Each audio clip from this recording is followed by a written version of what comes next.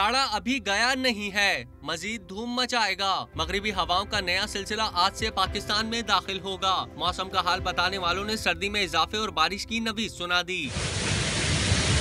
महकमा मौसमियात के मुताबिक आइंदा 2 रोज में सिंध, पंजाब और बलूचिस्तान समेत मुल्क के बालाई इलाकों में बारिश और पहाड़ी इलाकों में बर्फबारी मुतवक्के है। इस्लामाबाद और लाहौर, गुजरांवाला और फैसलाबाद समेत पंजाब के बालाई इलाकों में आइंदा 2 रोज में बारिश का इम्कान है। इस्लामाबाद में दर्जा हरारत 1 डिग्री, लाहौर और गुजरांवाला में 5 जबकि फैसलाबाद में 4 डिग्री रहने का इम्कान है। बलूचिस्तान में सख्त सर्दी और बर्फबारी का सिलसिला तो पहले ही जारी है।